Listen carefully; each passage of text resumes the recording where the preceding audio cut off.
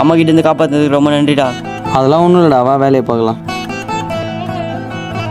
இவங்கிட்ட கேட்டு போப்போமா, அதான் நம்மளை நம்பிட்டானே. சரி கேட்போம். டேய் சுந்தரம், சொல்கிறா. நான் உங்ககிட்ட ஒன்று கேட்குறேன், தப்பாக நினச்சிக்க மாட்டியே? அதெல்லாம் நான் எதுவும் நினச்சிக்க மாட்டேன், சொல்கிறா. நீ யார்கிட்ட ஃபோன் பேசுகிறேன்னு தெரியுது, அது யாருன்னு தெரிஞ்சிக்கலாமா? அது இப்போ எதுக்குடா உனக்கு? அதான் இப்போ நம்ம ஃப்ரெண்ட்ஸ் ஆகிட்டுல, அதான் கேட்டேன். அதுவா?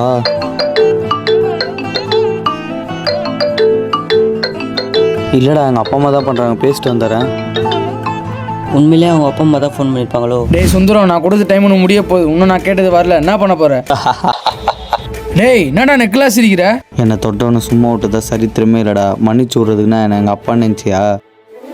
சுந்தரம்டா, எனக்கு சர்ப்ரைஸ் பண்ணியா? நான் அந்த மாதிரி உனக்கு சர்ப்ரைஸ் பண்ண தேவையில்ல. ஃபோனை கட் பண்ண, உனக்கு ஒரு சர்ப்ரைஸ் காத்துன்னு இருக்கு. என்ன நம்ம கம்பெனிலேருந்து ஃபோன் பண்ணுறாங்க?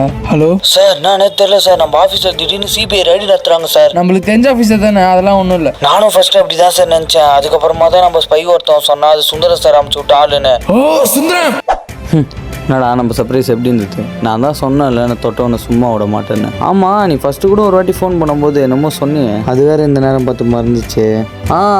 நான் உனக்கு வெங்காயம் சுந்தரம்ல. வெங்காயத்தை கட் பண்ணால் அழுகழுகியாக வருமா? இப்போ நீ வெங்காயத்தை கட் பண்ண நிலைமையில தான் இருக்கேன். டேய் சுந்தரம், நான் இதோட ஒன்று விட்டுருவேன் நினச்சிடாத. இனிமேல் தானே உனக்கு அழிவு கால ஆரம்பிக்க போகுது. Good luck.